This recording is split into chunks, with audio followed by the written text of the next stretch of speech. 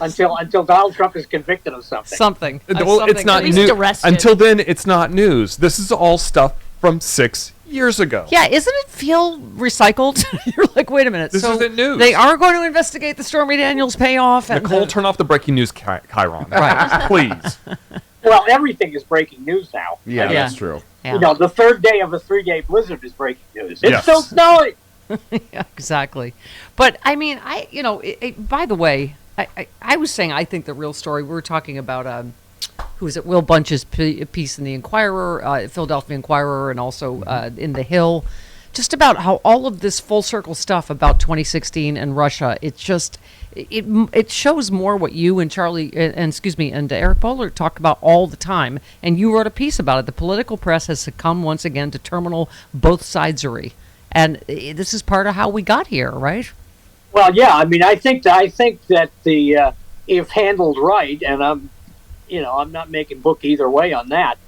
The McGonigal thing is going to open a lot of doors. Yeah. Because I think the guy was hip deep in just about everything. Well, and Dick Durbin did say they're going to investigate. The House Oversight or Senate Oversight, will investigate the Durham. Because how do Bill Barr and John Durham just get away with this? Can you explain that to me? Well, I don't know that Barr did anything illegal. He just was an apparatchik. As far as Durham goes, I don't know enough about whatever it was he did in the investigation to know whether he did anything illegal or not. Yeah. I mean, it's embarrassing as hell, and I'm sure that although, Dick Durbin is now the chairman of the Senate Judiciary Committee, and he's not exactly a ball of fire, so I don't know. But what you were referring to in this piece is an equal number of Americans, 67%, say they are as concerned about classified documents found in Biden's residence as at Trump's, despite clear differences in how the two men responded to those discoveries. I mean, but both sides journalism presents. My favorite line in that's from the NBC poll. Yeah. That came out on Monday. My favorite line is that the Biden lawyers argue that Trump, dodged subpoenas and, he did. stonewalled the investigation. No, the Biden people aren't arguing that. No. That's exactly what happened. Exactly. Yeah. That's the fact. It's not an argument from Biden's lawyers. Yeah. What the hell's that about? Yeah. Yeah, but you're right. It's part of just the phrasing of both sides. The raid was on TV, for God's sakes. Yeah. We all saw it. Yeah. It wasn't Biden's lawyers outside Mar-a-Lago arguing through the gate. Yeah. Well, Dick Travis said earlier about, whether it's Manhattan or whatever, that shouldn't be the way it works, that public pressure is what causes. No. And as you say in your piece here, quoting Peter Baker of the Times, well, they're similar enough as a practical matter. Democrats can no longer use the issue against Mr. Trump politically, and investigators may have a harder time prosecuting him criminally. And you said Baker's assertion about prosecution is beneath idiotic. Trump would be prosecuted, assuming he ever is, because he actively conspired to keep from doing everything that the Biden people did, as Baker explains prior to running his argument over his own feet. I mean, this should not be, you shouldn't go, oh, well, there's a poll.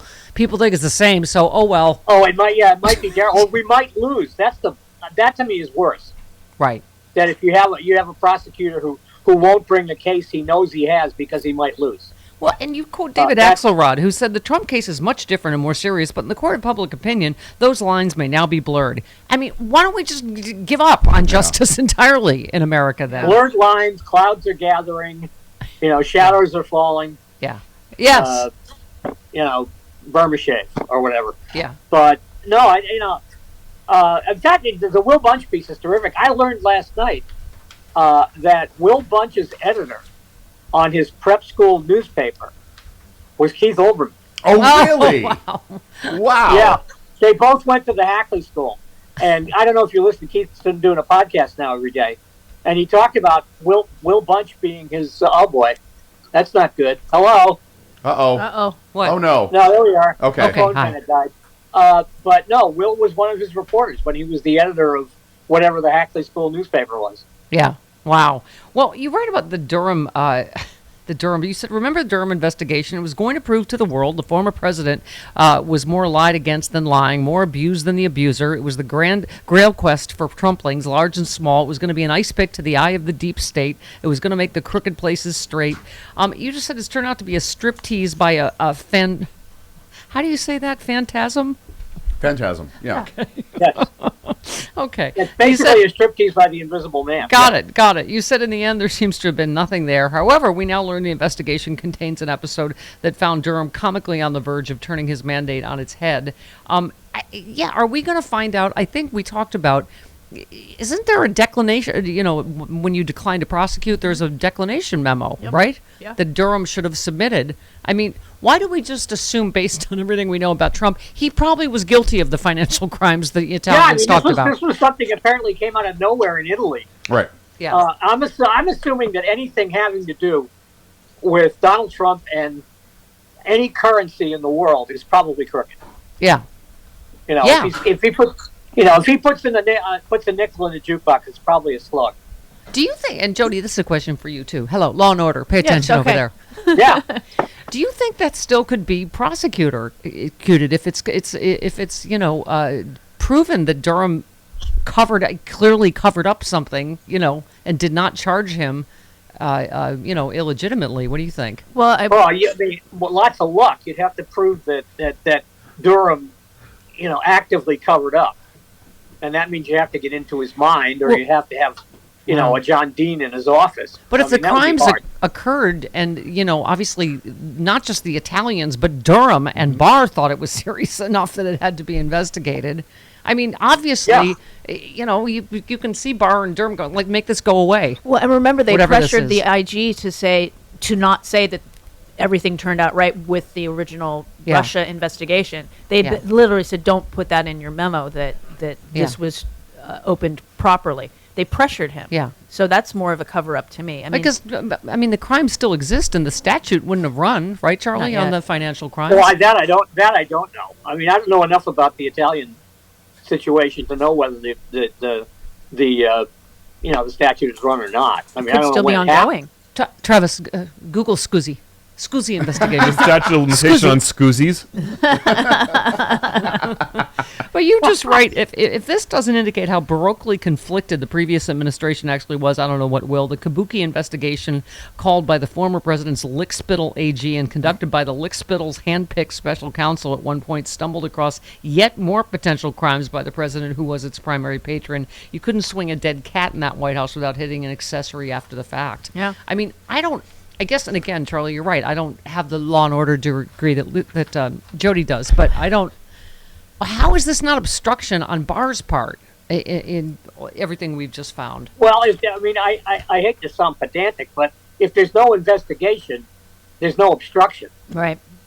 You can't obstruct an investigation that doesn't take place. Yeah. Yeah. So I don't know. I think the whole Durham investigation at this point is a sideshow. Yeah. I mean, he's facing, what's the total now? 3 grand juries. Yeah. At least 2 congressional investigations. Let's keep our eye on the ball there. Bill Barr can't do any more damage. Yeah. Did you happen to catch John Durham can't do any more damage. And besides, it won't matter to the likes of Jim Jordan. Did you see Chuck Todd happen to engage in almost journalism this weekend? Yeah,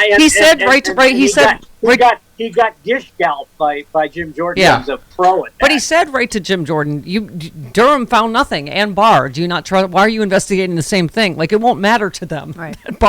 Durham found nothing.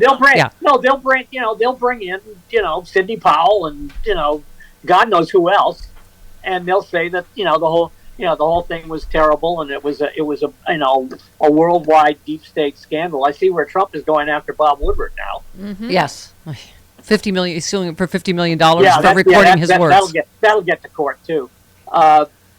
He already took a dive against Letitia James. He's not going to go after Bob Woodward. Yeah. Charlie, I can just tell you right now, you've said a lot of wildly inappropriate things on this show over the years. Do not sue me for recording your words and then releasing them later. to make you look really bad. Something, Imagine what rude pundit could sue me for. They were meant only for my, for my, my book. First of all, it's not your book, dude. Hey all, Glenn Kirshner here. I hope you'll join me on my new audio podcast, Justice Matters. I'll be using my 30 years as a federal prosecutor and Army JAG to unpack, break down, and explain the legal issues of the day, particularly where the legal intersects with the political. Please look for Justice Matters with Glenn Kirshner wherever you generally get your podcasts.